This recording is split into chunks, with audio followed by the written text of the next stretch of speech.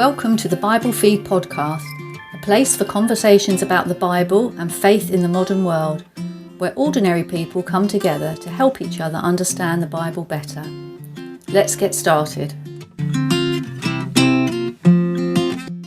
Clearly, we're going to be thinking about the question, did Jesus pre-exist? And if he did, or if he didn't, does it actually matter? Does it change things for people who try to follow Jesus, people who would call themselves Christians? Well, he was a teacher, Jesus of Nazareth, and by all accounts, one who was worth going and listening to. People followed him, and even though he lived the first sort of 3 decades of his life in almost obscurity, he attracted a remarkable following in a few years. And today his legacy is felt in all kinds of different places. In religion, in cultural practices, in music and in art. Even our calendars are sort of built around an estimate of his birthday. And so tonight we're interested in thinking about his birth and asking a question about it. And that's a question that Christians and other people have been asking and wrestling with and debating and discussing and fighting about for centuries. Did Jesus pre-exist? Was he in some sense a being before being born into a quiet small town in Israel about 2,000 years ago? And if that question is answered with a yes or with a no, does that mean that anything is going to change for Christians, for non-Christians, for interested onlookers? So I hope you're going to enjoy what we're going to be discussing. So with that, let me introduce to you the people that we have with us. Sam, I'll go to you first. Lovely to have you here with us. I'm in North London. Whereabouts are you? Let's start with that. Thanks, Josh. I'm up in Nottingham. I'm really happy and delighted to be here. Thanks for inviting me onto the show. I'm really happy to be here. Happy to share what I've been looking at around Jesus and whether he pre-existed or not. Excellent. It's lovely to have you with us, and it's great to look at this question with you tonight. To help us to do that, we have John with us. John, over to you. Hello. How are you? Good evening, everyone. Yeah, I'm okay. I sound terrible because I've got a massive sore throat and a cold, but looking forward to discussion. You sound as though you were going to sing tonight, which I'm not going to put you on the spot to do. It'd be a nice sort of bluesy, raspy voice. It would certainly be that, yeah. It sounds like I've smoked for about 40 years. But there we are. It should be an interesting one tonight, though. It's one of those topics, I think, that perhaps if you're listening and you're someone who's never really engaged with Christianity before, this might seem a bit kind of esoteric and weird, but I hope as we go through tonight, it'll become apparent why it's kind of relevant.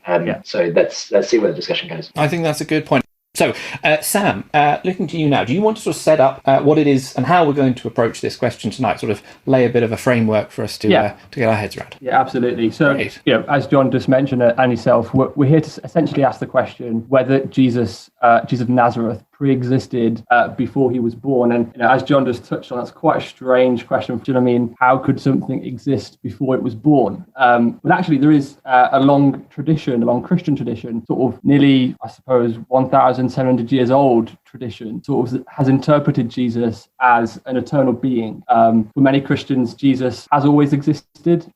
In some views, he is co-eternal, co-equal with God the Father, and I guess we're here to sort of explore that and sort of see maybe a different side to that coin.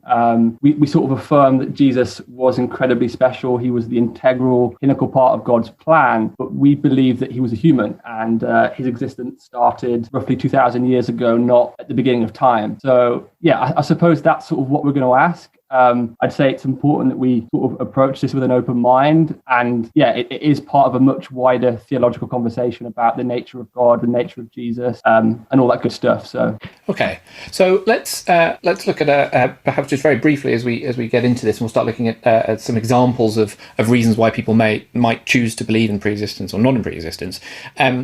Pre-existence, as you mentioned, isn't something that we talk about an awful lot. You might talk about pre-existing conditions. Someone who comes to a doctor, they're already got some ailment or something like that. I was trying to think of another example. I couldn't really come up with much other than maybe, I've got the image of a sandwich that I'm going to have for lunch in my mind, and the ingredients are in my fridge and in a cupboard. Does the sandwich sort of pre-exist in my kitchen, even though it's not formed together? I couldn't really come up with anything better than that. That's not really that helpful. Those are shambles. It's a tough one. So in terms of just thinking about pre-existence, what would that look like in terms of I guess a very brief definition? What is it that we're talking about? Jesus either pre-existing or not pre-existing? Yeah, it's a tough one, isn't it, to put your finger on it when, as you said, there's not a lot of things that sort of pre-exist in our day-to-day life. I tried hard to come up with some, and I really struggled. Sandwich was as best as I could do. Yeah, I like that. Food is always pre-existing in all of our minds, right? When's the next meal? But I think you've touched on a good point there, Josh. I don't know if you did it purposefully or not, but sort of pre-existence in our day-to-day lives is normally quite notional. It's sort of in our minds. It's sort of, what do we want to do next? What are we going to do today? And sort of ideas are there that they haven't yet happened, but they're sort of something that we're thinking about, something that we want to do, something that we're planning for in the future. And I think we'll see the Bible sort of uses similar expressions when it describes God and his mind as though things are there, they're going to happen. He knows they're going to happen. He's all-knowing, he's omniscient. And sort of that's how pre-existence seems to be described. So yeah, the sandwich is actually quite a profound analogy. Wow. Yeah, maybe I was just hungry. Maybe I've tapped into something. I don't know. Okay, all right. Well, let's move forward into to think about maybe what the Bible says about these kind of things. Yeah, I think so. I guess it's important to acknowledge our biases, right? And we were speaking about this earlier, weren't we? Everyone, when we come to the Bible, when we come to read it, we unfortunately bring sort of baggage with it, and it's natural and it's normal for everyone to do that. Sort of, I suppose Trinitarians will accuse us as people that deny the Trinity and affirm sort of the oneness of God, that we are reading the text through that worldview. And it's a bit of a strange one because everyone could be accused of that. You know, you could accuse me of it, I could accuse you of it, and we sort of go around in circles and no one seems to know who had the first idea and who's approaching it agnostically. So it is difficult, but I think it's important that when we read, we let the text speak to us and we don't sort of muzzle it or sort of shun it into a corner and sort of, we let the word of God speak for itself. And so that's sort of what we try and do, as does everyone. The one thing I would say is, to me, the Bible comes to us in what I would call a monotheistic worldview. So another complicated Christian word. Essentially, the Bible comes to us and describes God as the one true Father. And throughout the scriptures, God is always presented as the one true Father, the Creator. He's the one God. There's sort of no one else like him. The Jews believed that. The early Christians, I believe, believed that. And so I wouldn't say it's a bias to read the Bible that way. It's more of a framework seems to be there. Is that fair? Does that make sense? Sam, can I try and summarise what you've said, and you can tell me if I've got your point right? That everyone comes to any document, but particularly something like a religious text like the Bible, with background and bias worldview that will affect the way we read it. Like, that's almost like point one. Point two is everyone has that, and it's probably just being aware of that's useful. So it's not like you're claiming that you don't have a worldview. You're saying you do. It's acknowledging it's useful. And then your third point, if I understood it, was that actually there is kind of big frameworks in which you can start to think about the biblical texts, and that is that the text, particularly I guess of the New Testament, the Greek scriptures, are in the framework of the Jewish Old Testament, which is written with this very obvious view that God is one. Yes. And therefore that's a background and maybe it's a bias, I suppose, of the people at the time, but that's definitely the context in which the New Testament was written. So with that idea that we should try and we should show some humility, some humbleness, being aware that we might be bringing stuff unnecessarily to these texts if we start looking at them, but also to try and let them speak to us. Let's not try and make them say things that they're not trying to say, perhaps. With that in mind, let's make a bit of a start. I mentioned one place we could think about is the birth of Jesus. It's described a couple different times in the New Testament. Obviously the legacy of that. Hey, Christmas Day, we celebrate that. Maybe it was December 25th, possibly not, but still, it was seen to be an important date by early Christians, and they thought it was worth celebrating. Do we get any sort of information, perhaps, to begin thinking about Jesus? Did he exist before he was born? When it talks about his birth? Yeah, we do. So I am right in saying, Alan, that there's two birth narratives in the New Testament. We've got Matthew and Luke, but yeah, in both of those narratives, as far as I can see, we don't get any indication that Mary was going to give birth to someone that already existed in some other form. Right. And I'm not trying to misrepresent Trinitarianism here, but Mary's essentially told that in the future she's going to conceive in her womb and she's going to call that baby Jesus. There's sort of no language of Mary giving birth to something that was already there or somehow coming into her in like an incarnation sort of way. Incarnation is the word to describe sort of spirit becoming a human. So at least that's how I read Matthew and Luke. I don't see any of that going on. And I would expect to see it. I think that's the point. If that was happening, I think Mary would either be told that it's happening, or Matthew and Luke could be a bit more explicit in describing how that's going to work. But as I said, that's sort of not there. I know that's quite an obvious point, but I think it's worth harking out on. Okay, all right. A great place to start then. Say we would perhaps expect to find something kind of noted down, either for the reader's benefit or something said, directly to Mary herself there. But okay, so we don't see perhaps specific language about pre-existence at that section. Is there anything else? That we could have a look at? There is. So interestingly, both Matthew and Luke, they start both of their Gospels with a genealogy. A long list of complicated names. Yeah, a long list of Jewish names. And that is the prequel to the birth narratives in both accounts. Right. So we get this massive lineage of sort of where Jesus came from, who were his father's fathers, and so on and so forth. Now, the two accounts differ.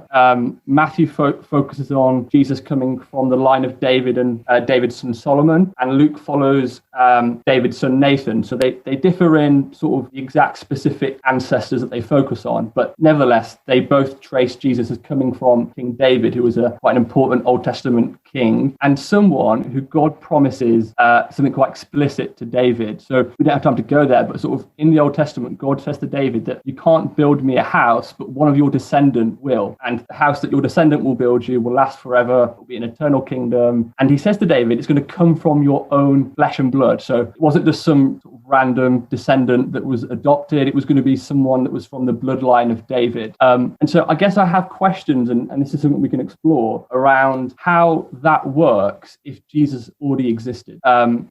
Logically speaking, genealogies work when there's a cause and effect relationship between your parents having children and your grandparents having children, and you can trace it down sort of reasonably and mathematically. It seems odd to me that if Jesus already existed, that he can actually be described as the flesh and blood descendant of someone before him. Does that make sense? Yes, yeah. So you're saying there's the Bible sort of sets up in the promises to David, and then kind of picks up on the idea of continuity of some sort, that there's a thread sort of working its way from David through his physical descendants that is going to reach eventually Jesus being born, in the same way that I could look at my family tree and sort of trace it back to my great grandfather or something like that. That there's a continuity, a line that could be drawn between the two without any sort of breaks or anything like that, which just describes lots of people having children through the years, as people all around the world have been doing for some time. Yeah, absolutely. Okay. And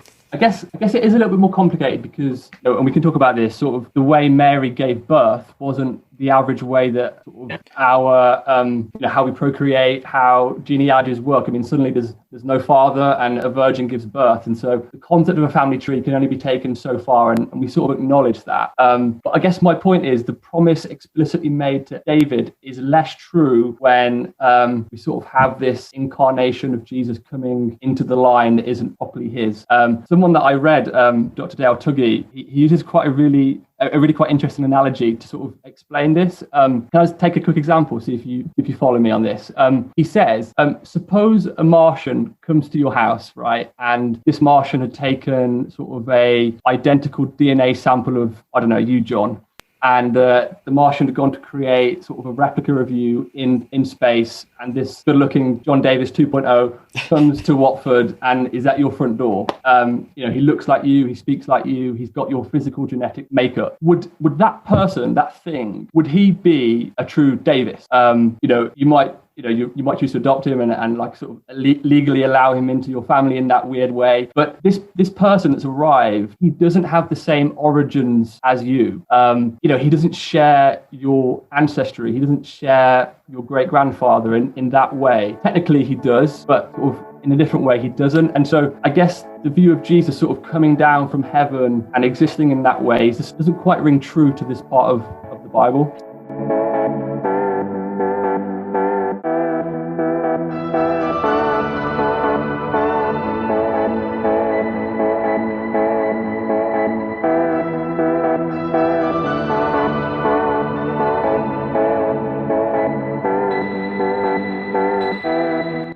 So obviously the Bible was written by Jews. It comes to us inspired, so God guided Jewish men and women to write it, but he presumably allowed these Jewish men and women to sort of bring their own cultural identity into the text. And one of the things that we see in the page of the Bible is that there's a Jewish concept of pre-existence around, it's similar to what we were talking about at the start, how everything exists in God's mind before it happens. So obviously God is omniscient, he's all-knowing, as we talked about, and they describe God in a way that sort of aligns to that and how he knows everything before it's happening. And so in some ways, everything pre-existed in the mind of God. Follow me? So because he knows what's going to happen, it's almost already there in his mind. And when we look at both the biblical text and the extra biblical text, so sort of Jewish writings around the time of Jesus, the time of the New Testament, and before Jesus, we see Jews over and over again sort of working within that worldview of pre-existence. I'm not going to go into sort of quoting all of the apocryphal, which are the extra biblical documents where that's recorded, but there are a lot of examples where sort of first century Jews say things were there before the world was created. So they talk about the law being in heaven with God. They talk about the Garden of Eden being in heaven with God. Now, these are concepts that God created in the beginning, but they pre-existed in the sense that God had a plan, and that's how they interpreted it. It was with God in his mind. And so there are certain parts of the Bible that use that language to describe Jesus. And if you just enter it from a Western point of view, you kind of miss that. You can miss that worldview. And I think that's sort of where we can go wrong with sort of understanding the nature of Jesus. Because I guess, go ahead, John. I was just going to say, have you got an example from the Bible of that kind of thing happening, Sam? Because I think that might add a bit of colour to that. Absolutely. So if you go to Ephesians chapter 1, and John, maybe you could read verse 3 to 5. Sure. Blessed be the God and Father of the Lord Jesus Christ, who has blessed us in Christ with every spiritual blessing in heavenly place, even as he chose us in him before the foundation of the world. We should be holy and blameless before him. In love, he predestined us for adoption to himself as sons through Jesus Christ, according to the purpose of his will. Thanks, John. So I guess the sort of verse we'll focus in on there is verse 4. So it describes God as choosing us in Jesus before the foundation of the world. So there's language here whereby that us is Christians, and the him is Jesus. So we are somehow chosen before the world was made. Now, that's not a literal chosen. We didn't exist before the world was created, but in God's mind, we did. And he knew that we were going to follow his son, presumably. And so in some way, we are predestined. We're chosen for that work, I guess. Okay, so if this idea, this worldview that there are all sorts of different things, places, you describe the Garden of Eden, people, believers who are going to be faithful, can in this sense pre-exist in the mind of God. If we're not aware of that when we come to some other texts that describe Jesus, either we could be missing something that's there, i.e. they're trying to say something and we're not going to pick it up, or in addition to, I suppose, we might add something in that to try and fill in the gap that an understanding of that worldview would help us understand. And so we might be adding things in that aren't supposed to be there, that the original readers, the people around who had that worldview, would have understood without having to sort of make the extra step that we do today. So is that kind of what you're saying with this, that we need to be aware of this, and bring it into the equation when we're trying to understand this stuff? Yeah, absolutely. I think, to be honest, if you were just to read the Bible and you could see the amount of times this language is used, you wouldn't necessarily need to know the Jewish cultural context stuff. It sort of lets the Bible speak for itself. I mean, there are so many verses that we could turn to, like Ephesians, that sort of describe this language. But, for people who might be skeptical of that, you can also see the same principle in sort of other Jewish writings, which is why, that sort of was referenced as a piece of evidence to say, okay, this is how Jews see this topic, Jews wrote the scriptures through inspiration, and so sort of the same things might be at play here. So I guess the takeaway point is that exact thing. Everything exists in the mind of God, and for finite humans like us, that's a sort of a weird thing to sort of get your head around, but it helps us approach some of these sort of complicated texts. Okay, great. That's really helpful. Are there any other sort of reasons, Sam, for a non-literal pre-existence that you want to take us to now, or should we have a look at some verses that historically get raised up in defence of the existence of Jesus? Yeah, I think Josh, it sort of makes natural sense to look at those verses, because when we look at them, we'll then see sort of other things that are at play, rather than me just talking sort of conceptually about, why I believe what I believe. Essentially, just to sort of set the scene, there are probably around 7 New Testament texts that imply in some way that Jesus was either divine or somehow existed before. And I think John 1 would be the most famous proof text for the pre-existence of Jesus. Yeah, I think that one, on Google autocomplete, I'm sure that one probably comes up first if you're looking for, yes. Let's go with that. Let's go with that. Trinity verses, I think. Yeah, and I think John 1 actually sort of explains another principle that I think is happening in the Jewish world, and that's around personification. And I guess we can talk about that as we read it. So, let's start with John 1, shall we? So, John 1, in the beginning was the Word, and the Word was with God, and the Word was God. He was in the beginning with God. All things were made through him. Without him was not anything made that was made. Life, and the life was the light of men. The life was the light of men. The light shines in the darkness. The darkness has not overcome it. And then verse 14, and the Word became flesh and dwelt among us, and we have seen his glory, glory as of the only Son from the Father, full of grace and truth. Okay.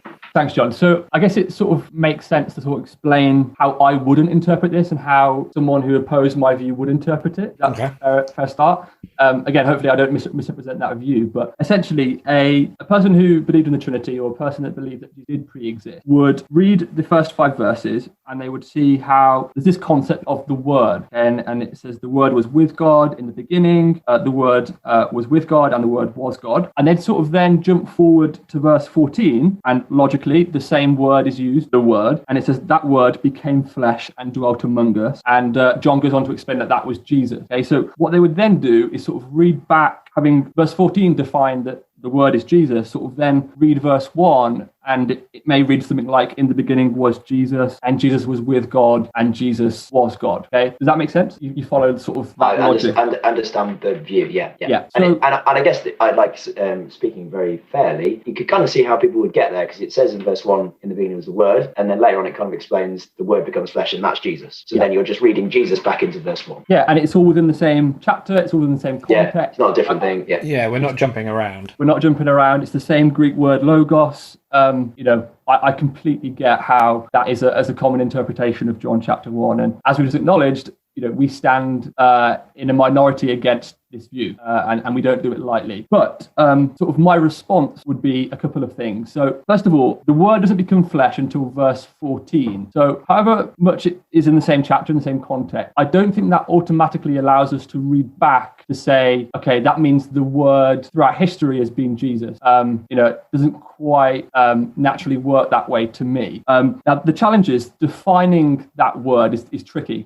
It's the Greek word logos, and it seems to be pulling on quite a few different ideas. But probably the easiest way to define it, and it's not my definition, there's a lot of scholars and linguists who have put a lot of work into trying to work out what the word logos meant in Greek. And there's an American linguist called Marion Hiller, and she defines logos, along with most other linguists, as the term in the universe that brings order and wisdom. So many people would interpret the logos as being God's spoken word, raw order that was wise. And if you know anything about Genesis, you'll know that's exactly how Genesis 1 and 2 narrative works. God speaks and he turns chaos into order, and that was the way that it worked. So what I would say is that seems to be in the first 5 verses how to interpret this concept of logos. It's saying that in the beginning, God had wisdom, he had a plan, he had a purpose, and that purpose was with God, and that purpose was God.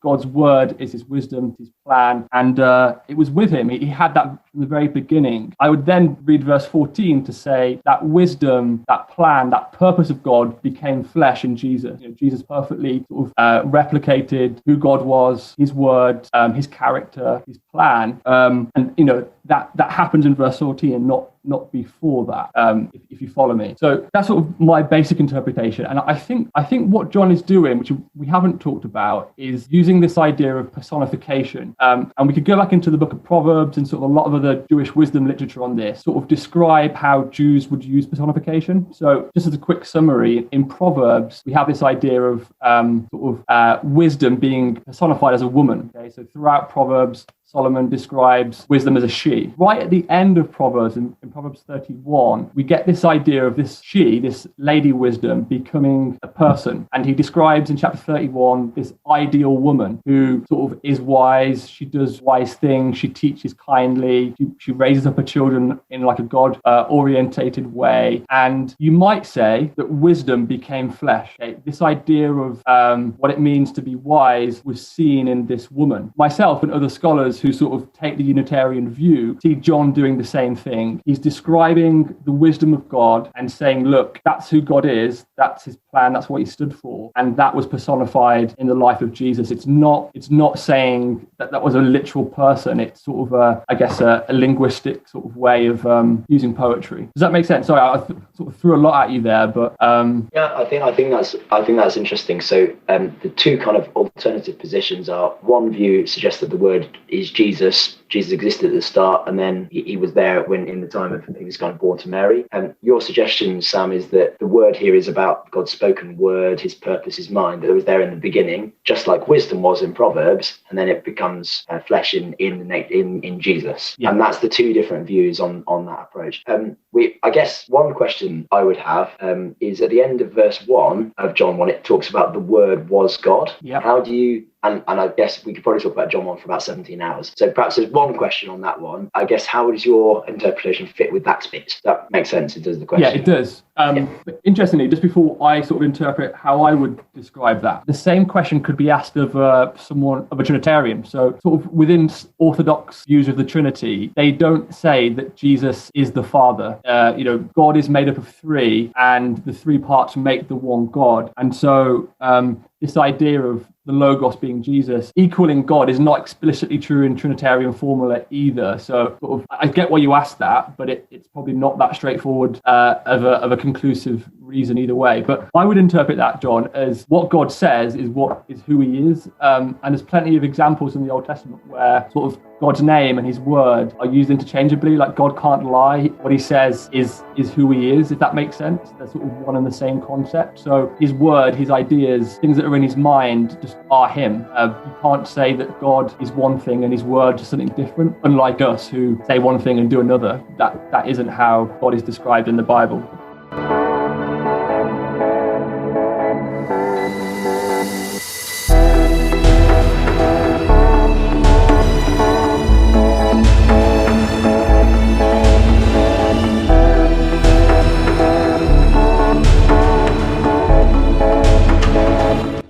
Can I just ask another question? Again, I appreciate we could go on for this for a very long time, but we looked at the beginning of John's Gospel, and we talked about the beginning of Matthew and Luke, which start with this genealogy of Jesus and talk about his birth and his mother and him being a baby and growing up, and there's all this sort of human narrative type stuff that is pretty understandable.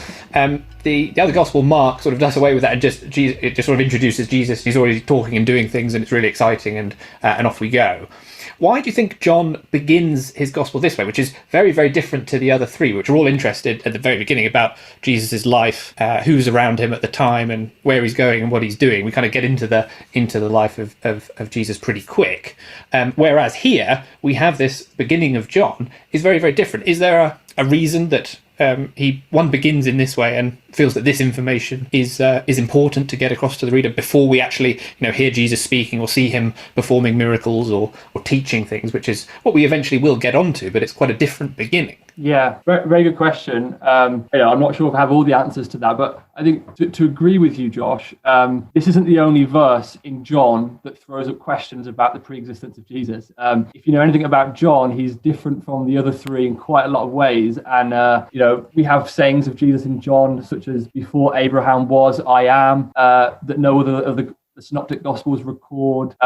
So John is definitely different, and he's doing something different to the other gospels in sort of every single possible way. I've always seen John as sort of very theologically motivated in not just recording literally what happened, although he does that, but sort of telling it in a way which ties Jesus to the rest of God's plan and scripture in quite a creative way. Mm-hmm. And actually at the end of John's gospel, if you go to John chapter 20, Yeah, John 20, verse 30 and 31, if you could just read those. Yeah, sure. Now Jesus did many other signs in the presence of the disciples, which are not written in this book, but these are written so that you may believe that Jesus is Christ, the Son of God, and that by believing you may have life in his name. Thanks, John. So as the ESV puts it there in that subtitle, this is John describing the purpose of his gospel. And the one reason he gives for writing what he did was that the readers might believe that Jesus is the Christ, the Son of God, which in itself is, sort of a reason to accept a Unitarian view of the world, in the sense that John says he's the Son of God. That's how the disciples describe Jesus. But it's more than just the Son of God. It's the Christ. It's the Messiah.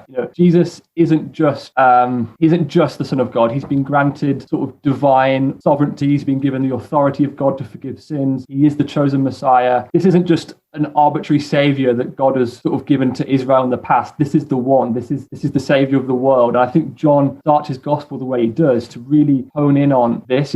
He's the Word made flesh. He's everything that God stood for in wisdom and purpose and character. And he wants the readers to understand that at the beginning and throughout. I don't know if that answers the question, but sort of that's what I think he's doing. No, absolutely. And I think, that's a great verse, because it's sort of John at the end saying, well, after you've read this, if I gave you a test, who would you say Jesus is? And he's expecting it would appear the answer to be, well, Jesus is the Messiah, he is the Christ, and he's the Son of God. And that's why I've been telling you these things. So if perhaps, as you're implying, if we're adding it up and we're getting something different, then we might not have understood what John was trying to convey to us. Yeah, and actually, Jesus asks that question to the disciples. He says, who do you say that I am? Mm-hmm. I don't know if you know that verse. And Simon Peter says, you are the Son of God, the Christ. Sort of their view of Jesus was that as well. And so, although to John's question earlier, we stand as a minority here, sort of stand in the face of a lot of tradition and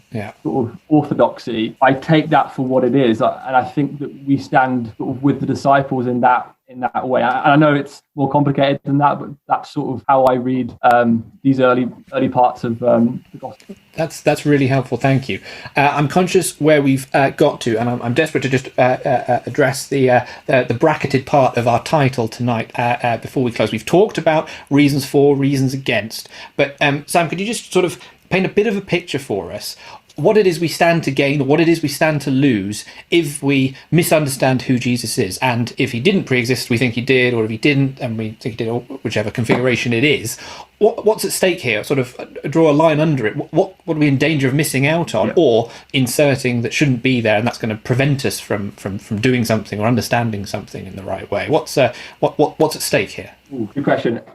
Okay, I'll give two reasons, and then feel free to sort of dispute them, plug them, see if I'm on the right sort of lines. But the first thing I'd say isn't to do with theology. It's not to do with sort of doctrinal implications of believing in a pre-existent Jesus. It's exactly what we've just been describing, and that is, who do you say that Jesus is? To me, one of the most basic questions you could ask a Christian is, who is God and who is Jesus? And there are many things that I don't understand about God. I don't know where he literally is. I don't know what he looks like. I can't really comprehend his eternal nature, can't comprehend sort of his love and his mercy. But for me, one of the reasons that God sent Jesus in the first place was to reveal who God was in his character, in his purpose. And it seems odd to me that if Jesus is pre-existent, if he is somehow God and part of God, and that's a great mystery that even Trinitarians will admit they can't explain sort of the mystery behind that tri-relationship. It just doesn't. I know it's a bit of sort of a whimsical argument, but it doesn't seem right to me that God's purpose in revealing himself through his Son is then quite complicated and more complicated because somehow Jesus is half man, half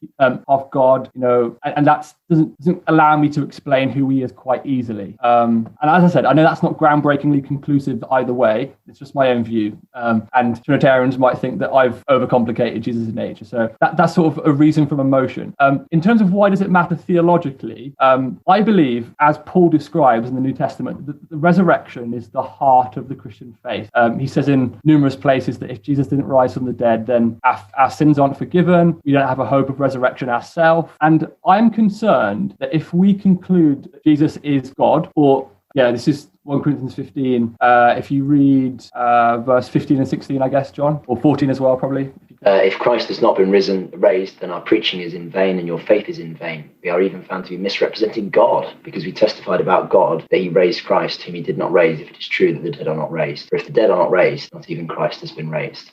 Exactly. So that's the sort of what's at stake here, I believe, if we misunderstand pre-existence. And let me explain how that works. So the best way I can do it is pictorially. So this is a sort of a really crude drawing that I did earlier, and this diagram presupposes the Trinitarian view of Jesus. So on the left-hand side, we have Jesus's divinity. So how much is he like God, and what is his status with God? And so, as we've said, sort of people that believe in pre-existence would affirm that Jesus is at a level with God at the highest point that one could be. On the bottom side of the graph, we have time. So in the beginning, Jesus was with God. According to Trinitarians, he's always been with God, part of the triune Godhead. He then, when he came to earth, takes the human form.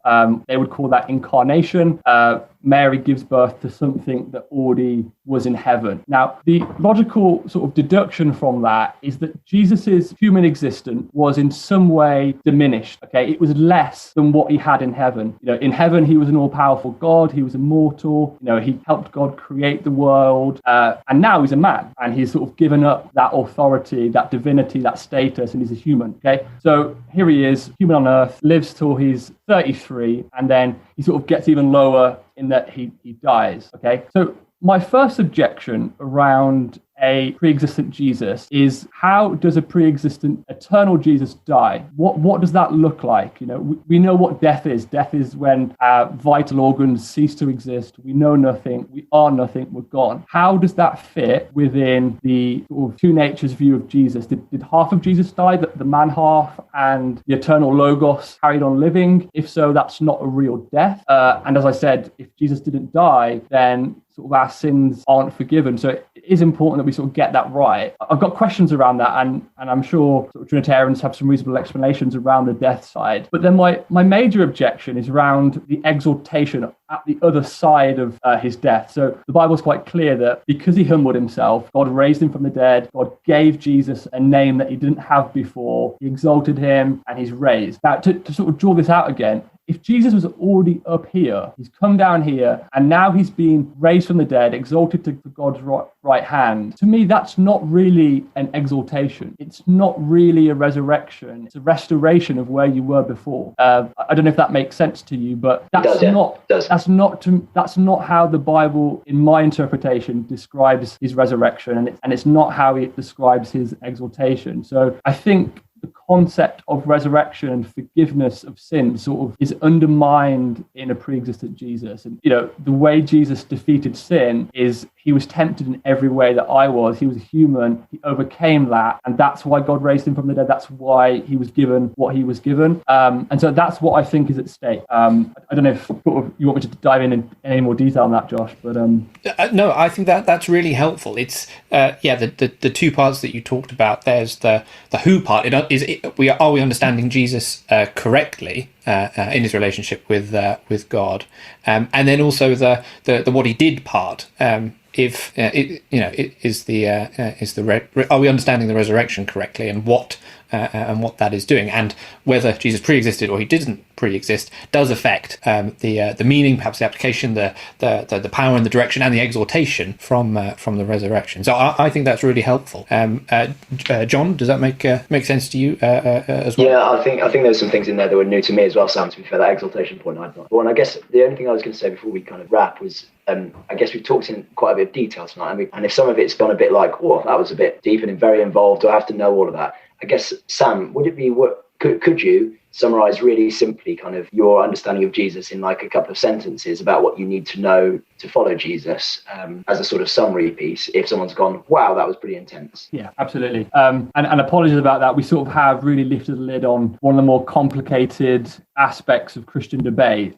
We've sort of honed in on 7 of the most complicated and debated texts that you could find in the New Testament. Yeah, so sort of stepping like down from that and sort of considering who Jesus is. As I said, this topic is part of a very nuanced debate within Christians, but you don't need to know how to sort of interpret John 1 in the minutiae, or Philippians 2 or Colossians 1. They're they're things that I've been getting my teeth into sort of because it interests me, and I didn't have a logical explanation for some of those texts, and I wanted to get to the bottom of what was going on. And I think that's true throughout the whole Bible. That's a part of the journey of discipleship, right? We always wrestle with different parts that we're not sure on, and no one has all the answers. But I guess back to the very basic, to me, the early Christians, the disciples, the early church believed in the exaltation of Jesus, but they believed in the human nature that Jesus had. He's someone that I can relate to because he was like me. And I think the more divinity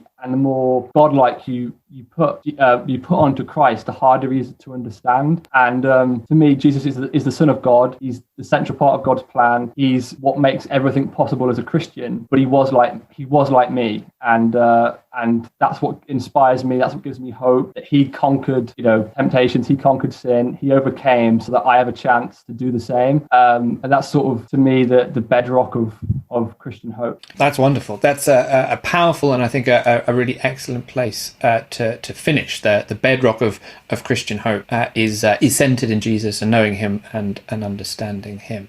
Thank you very much, Sam, for all the things you've prepared, the things you've presented and explained to us. It's been lovely to have you with us. Thank you very much, also, Jon, for your questions, for keeping Sam honest and keeping us on track as well. It's been great to have this time with the two of you, and also with everyone out there. Thank you so much for joining us. Been listening to the Bible Feed podcast. Thanks for joining us. We're always keen to hear what you think, hear your questions or subjects you'd like to discuss. So get in touch with us on our Facebook page or send a message from our webpage at biblefeed.org and be part of the journey.